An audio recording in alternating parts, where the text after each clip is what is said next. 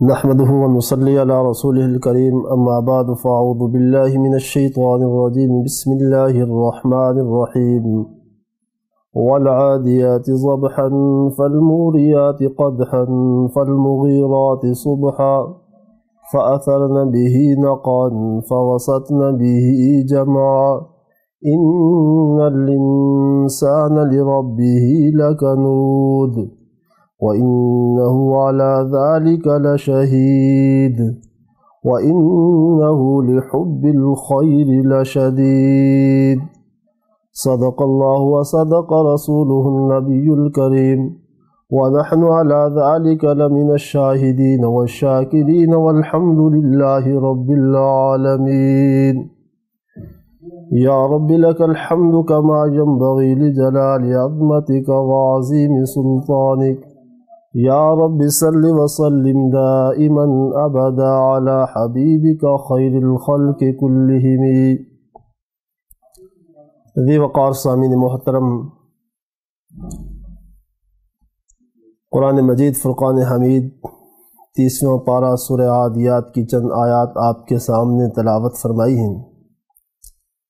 اللہ رب العزت سے دعا ہے کہ اللہ پاک مجھے قرآن و سنت کے مطابق اس مختصر سے وقت میں حق سچ بات کہنے کی توفیق نصیب فرمائے۔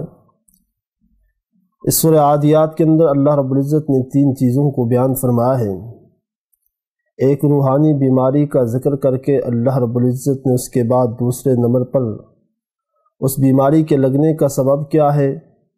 اور تیسری نمبر پر اس بیماری کا علاج کون سا نسخہ ہے، کون سی دوا ہے جس کو استعمال کیا جائے تو وہ روحانی بیماری انسان کی ختم ہو سکتی ہے۔ اس صورت کے مضمون کو سمجھنے سے قبل آپ یوں سمجھیے کہ انسان 2 چیزوں کے مجموعے کا نام ہے، ایک روح اور دوسرا جسم۔ جس طرح دنیا کے اندر انسان کے جسم کو جسمانی امراض لاحق ہوتی ہیں، کبھی بخار، نزلہ، زکام، مختلف قسم کی بیماریاں انسان کو لاحق ہوتی رہتی ہیں، تو ان کے علاج کے لیے اللہ رب العزت نے دنیا کے اندر ڈاکٹر، حکیم، طبیب پیدا کیے۔ جس طرح جسم کو دنیا کے اندر بیماریاں لاحق ہوتی ہیں، اسی طرح انسان کے روح کو بھی مختلف قسم کی بیماریاں دنیا کے اندر لاحق ہوتی رہتی ہیں۔ تو روحانی امراض کے علاج کے لیے اللہ رب العزت نے حضرات انبیاء علیہ السلام کا سلسلہ شروع فرمایا۔ دنیا کے اندر اللہ رب العزت نے حضرات انبیاء علیہ السلام کو مبعوث فرمایا اور ان پر آسمانی کتب نازل کی۔ اسی سلسلہ میں امام الانبیاء حضرت محمد مصطفیٰ صلی اللہ علیہ وسلم کو اللہ نے اپنا آخری نبی بنا کر انسانیت کی طرف بھیجا، اور قرآن مجید جیسی عظیم الشان کتاب حضرت صلی اللہ علیہ وسلم پر نازل کی۔ تو قرآن کے اندر بھی اللہ رب العزت نے انسانیت کی ہدایت کے لیے اور بہت ساری روحانی امراض کا ذکر کر کے ان کا علاج اللہ رب العزت نے بتایا۔ تو اس صورت کے اندر بھی اللہ رب العزت روحانی بیماری کا ذکر فرماتے ہیں، فرمایا کہ ان الانسان لربہ لکنود، کہ انسان اپنے رب کا نافرمان اور ناشکرا ہے، انسان کو نافرمان ہونے کی بیماری لاحق ہے۔ تو وہ روحانی بیماری اللہ رب العزت نے قرآن مجید کے اندر یہ بیان فرمائی کہ ان الانسان لربہ لکنود، کہ انسان اللہ رب العزت کا نافرمان اور ناشکرا ہے۔ نافرمان ہونے کی، ناشکرا ہونے کی بیماری انسان کو لاحق ہے، لیکن اس بیماری کے بیان کرنے میں رب ذوالجلال نے بڑا عجیب و غریب انداز اختیار فرمایا ہے۔ اس بیماری کو ذکر کرنے سے پہلے اللہ رب العزت قرآن مجید فرقان حمید کے اندر گھوڑوں کی وفاداری کی قسمیں اٹھاتے ہیں، انسانیت کو غور و فکر کی دعوت دینے کے لیے کہ انسان ذرا غور و فکر کر کہ ایک گھوڑا اپنے مجازی مالک کا کتنا فرما بردار ہے۔ فرمایا کہ والعادیات ضبحا، قسم ہے ان گھوڑوں کی جو دوڑتے ہیں اور اتنا تیز دوڑتے ہیں کہ تیز دوڑنے کی وجہ سے ان کے منہ سے آوازیں نکلنا شروع ہو جاتی ہیں، ان کے منہ سے ہپ ہپ کی آوازیں نکلنا شروع ہو جاتی ہیں۔ فالموریات قدحا، فرمایا کہ قسم ہے ان گھوڑوں کی جو اتنا تیز دوڑتے ہیں، تیز دوڑنے کی وجہ سے ان کے پاؤں جب پتھریلی زمین پہ پڑتے ہیں، ان کے پاؤں جب پتھروں کے ساتھ ٹکراتے ہیں تو پاؤں سے آگ کے شعلے نمودار ہونا شروع ہو جاتے ہیں، پاؤں سے آگ کے شعلے نکلنا شروع ہو جاتے ہیں۔ فالمغیرات صبحا، فرمایا کہ قسم ہے ان گھوڑوں کی جو اتنا تیز دوڑتے ہیں کہ صبح کے وقت دشمن پہ حملہ کرنے کے لیے جب مجازی مالک ان کو دھراتا ہے تو اتنا تیز دوڑتے ہیں کہ فَأَثَرْنَ بِهِ نَقَعَ فَوَسَطْنَ بِهِ جَمَعَ، کہ رات کی شبنم سے جمع ہوا گرد و غبار بھی اڑنا شروع ہو جاتا ہے، اور وہ گھوڑے فَوَسَطْنَ بِهِ جَمَعَ دشمن کی صفوں میں داخل ہو جاتے ہیں، اپنی جان کی پرواہ نہیں کرتے، نہ تیروں کو دیکھتے ہیں نہ تلواروں کو دیکھتے ہیں، اپنے مالک کے حکم کو مد نظر رکھتے ہوئے اس حکم کے مطابق وہ اتنا تیز دوڑتے ہیں کہ تیروں تلواروں کی بارش میں دشمنوں کی صفوں میں بھی داخل ہو جاتے ہیں۔ فرمایا کہ انسان ذرا غور کر، ان الانسان لربہ لکنود، کہ انسان تو اپنے کون سے رب کی، وہ رب جس نے تجھے کتنی نعمتوں سے نوازا، کتنا خوبصورت جسم دیا، کتنے خوبصورت اعضاء بنائے، تجھے سب سے بہترین مخلوق بنا کر دنیا کے اندر مبعوث کیا، اس رب کی تو نافرمانی کر رہا ہے۔ ذرا غور کر، ایک گھوڑا تو اپنے مجازی مالک کا 2 وقت کا چارہ کھانے کی وجہ سے اتنا فرما بردار ہو جاتا ہے کہ اس کے منہ سے آوازیں نکلنا شروع ہو جاتے ہیں، لیکن وہ اپنے اس مالک کی نافرمانی نہیں کرتا، وہ اتنا تیز دوڑتا ہے کہ پاؤں سے آگ کے شعلے نکلنا شروع ہو جاتے ہیں، لیکن پھر بھی وہ اپنے اس مالک کی نافرمانی نہیں کرتا،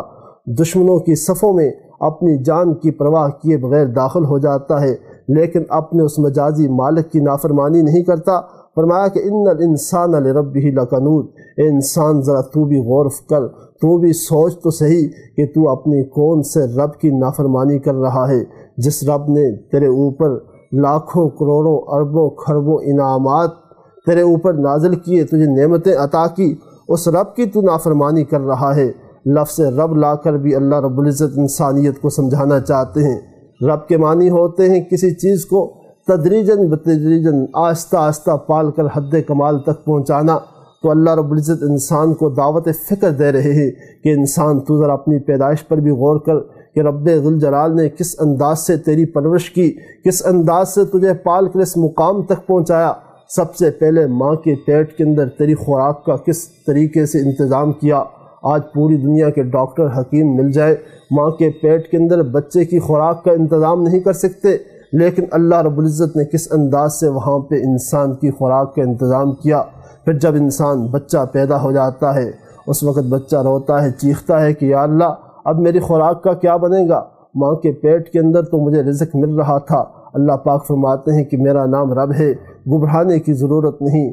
اگر تیرے رزق کا ایک راستہ بند ہوا تو میں تیرے لیے رزق کے 2 راستے کھول دیتا ہوں۔ ماں کی چھاتی پہ اللہ رب العزت دودھ کے چشمے جاری کر کے انسان کے لیے خوراک کا انتظام کرتے ہیں۔ 2 سال 2.5 سال گزرنے کے بعد جب ماں دودھ چھڑاتی ہے، پھر بچہ روتا ہے کہ یا اللہ اب میرے رزق کا کیا بنے گا؟ اللہ پاک فرماتے نہیں، انسان رزق کا وعدہ میں نے کیا ہے، گھبرانے کی ضرورت نہیں، میرا نام رب ہے، اگر وہ 2 راستے بھی بند ہو گئے تیرے لیے رزق کے 4 راستے کھول دیتا ہوں۔ فرمایا کہ آسمان سے وَأَنزَلْنَا مِنَ السَّمَاءِ مَاءً، بارش برسا کر تیرے رزق کا انتظام کروں گا۔ فَأَخْرَجْنَا بِهِ مِنَ الثَّمَرَاتِ رِزْقًا لَكُمْ، زمین پر مختلف قسم کی کھیتیاں پیدا کر کے تیرے رزق کا انتظام کروں گا۔ فرمایا کہ فَأَنشَأْنَا لَكُمْ بِهِ جَنَّاتٍ مِّن نَخِيلٍ وَأَعْنَابٍ، کہ درختوں پر مختلف قسم کے میوہ جات پھل لگا کر تیرے رزق کا انتظام کروں گا۔ اسی طرح فرمایا وَإِنَّ لَكُمْ فِي الْأَنْعَامِ لَعِبْرَةً نُسْقِيكُم مِّمَّا فِي بُطُونِهَا مِن بَيْنِ فَرْثٍ وَدَمٍ لَبَنًا خَالِصًا سَائِغًا لِلشَّارِبِينَ،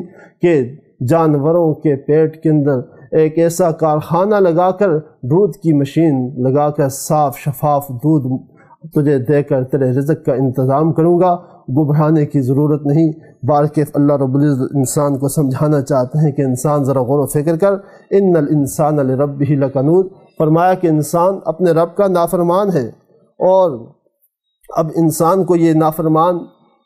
یہ بیماری کیسے لگی، اس کے لگنے کا سبب کیا ہے، اس کا بھی اللہ رب العزت اگلی آیت کے اندر ذکر فرماتے ہیں۔ فرمایا کہ وَإِنَّهُ لِحُبِّ الْخَيْرِ لَشَدِيدٌ، دنیا کی محبت کی وجہ سے انسان رب کا نافرمان ہو جاتا ہے۔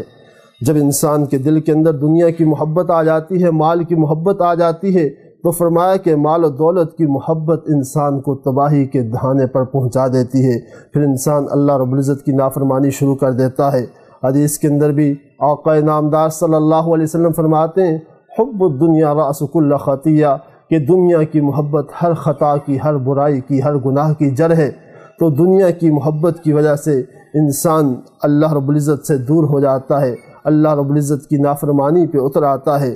قرآن کے اندر بھی اللہ رب العزت فرماتے ہیں، فرمایا کہ کل ان کان آباؤکم و ابناؤکم و اخوانکم و ازواجکم و عشیرتکم و اموال اقترفتموها و تجارت تخشون کسادها و مساکن ترضونها احب الیکم من اللہ و رسولہ و جہاد فی سبیلہ فتربصوا حتی یأتی اللہ بامرہ واللہ لا یہدی القوم الفاسقین، کہ میرے محبوب آپ بتا دیجئے ان کان آباؤکم، کہ اگر تمہارے والدین، و ابناؤکم اور تمہاری اولاد، و اخوانکم اور تمہارے بھائی، و ازواجکم تمہاری بیویاں، و عشیرتکم تمہارا کنبہ، خاندان، قبیلہ، رشتہ داری، و اموال اقترفتموها اور تمہارا وہ مال جو بڑی محنت سے تم حاصل کرتے ہو، و تجارت تخشون کسادها اور تمہاری وہ تجارت جس کے بند ہونے کا تمہیں اندیشہ رہتا ہے، و مساکن ترضونها اور تمہارے وہ گھر مکانات ترضونها جنہیں تم پسند کرتے ہو۔ فرمایا کہ احب الیکم من اللہ و رسولہ، اگر ان چیزوں کی محبت تمہارے دل کے اندر اللہ اور اللہ کے رسول کی محبت سے، اللہ کے دین کی محبت سے زیادہ ہو گئی، فرمایا فتربصوا حتی یأتی اللہ، پھر تم اللہ کے عذاب کا انتظار کرو، کسی بھی وقت تمہیں اللہ کا عذاب پہنچ سکتا ہے۔ اب محبت زیادہ ہونے کا مطلب کیا کہ ایک طرف اللہ کا حکم ہے، دوسری ایک طرف اللہ کا حکم ہے، نبی علیہ السلام کا طریقہ ہے، دوسری طرف والدین مقابلے میں آ جاتے ہیں، بہن بھائی آ جاتے ہیں، رشتہ دار آ جاتے ہیں، کنبہ قبیلہ برادری آ جاتی ہے۔ تو یہ امتحان کا وقت ہوتا ہے کہ انسان کے دل کے اندر اللہ کی محبت زیادہ ہے یا والدین کی محبت زیادہ ہے۔ اب اگر انسان اللہ کے حکم کو چھوڑ دیتا ہے، نبی علیہ السلام کے طریقے کو چھوڑ کر خاندان والوں کو خوش کرتا ہے، برادری والوں کو خوش کرتا ہے، ماں باپ کی بات مان لیتا ہے، فرمایا کہ اس کے دل کے اندر اللہ رب العزت کی محبت، دین کی محبت نہیں ہے، اس کا ایمان کامل نہیں ہے۔ ایمان مکمل ہونے کے لیے ضروری ہے کہ سب سے زیادہ انسان کے دل کے اندر اللہ اور اللہ کے رسول کی اور دین اسلام کی محبت انسان کے دل کے اندر ہو۔ تو عرض کر رہا تھا کہ دنیا کی محبت ہر خطا کی جڑ ہے، نبی علیہ السلام نے فرمایا، اور اللہ رب العزت بھی اس سورہ عادیات کے اندر بتاتے ہیں کہ جب انسان کے دل کے اندر دنیا کی محبت آ جاتی ہے تو دنیا کی محبت کی وجہ سے انسان اللہ کا نافرمان بن جاتا ہے، انسان گناہوں کی طرف چلا جاتا ہے۔ اب پھر اللہ رب العزت نے اس کے ساتھ ہی تیسری چیز، وہ نسخہ، وہ دوا، وہ طریقہ بھی بتا دیا کہ کون سا علاج ہے، کس طریقے سے اس کا علاج کیا جائے کہ انسان کے دل سے دنیا کی محبت نکل جائے اور انسان اللہ کا فرمان بردار ہو جائے، انسان اللہ کے حکموں کے مطابق زندگی گزار کر ہمیشہ کی کامیابی حاصل کر لے۔ تو اللہ رب العزت فرماتے ہیں اگلی آیات کے اندر بیان فرمایا کہ افلا یعلم اذا بوسر ما فی القبور وحصل ما فی الصدور ان ربهم بهم یومئذ لخبیر۔ فرمایا کہ انسان اگر موت کو بار بار یاد کرتا رہے، موت کو یاد کرنے کی وجہ سے انسان کے دل سے دنیا کی محبت نکل جائے گی۔ انسان کے دل سے جب دنیا کی محبت نکلے گی تو پھر انسان اللہ رب العزت کا فرما بردار بن جائے گا، اللہ کے حکموں کو پورا کرنا انسان کے لیے آسان ہو جائے گا، نبی اکرم صلی اللہ علیہ وسلم کی سنتوں کے مطابق چلنا انسان کے لیے آسان ہو جائے گا۔ فرمایا کہ اس کے لیے ضروری ہے کہ انسان ہر روز بار بار موت کو یاد کرتا رہے، موت کو سامنے رکھے کہ میں نے ایک وقت آنا ہے، ضرور میں نے مرنا ہے، اس دنیا کو چھوڑ کر جانا ہے۔ یہ دنیا کی زندگی مختصر سی زندگی ہے، دنیا کے بعد اخروی زندگی جس نے ہمیشہ رہنا ہے، کبھی خاتمہ نہیں ہوگا، اس زندگی کا سامنا کرنا ہے، قبر کے اندر جانا ہے، موت میرے اوپر واقع ہوگی۔ انسان بار بار اس بات کا تصور کرتا رہے تو فرمایا کہ انسان ایک وقت آئے گا، انسان کے دل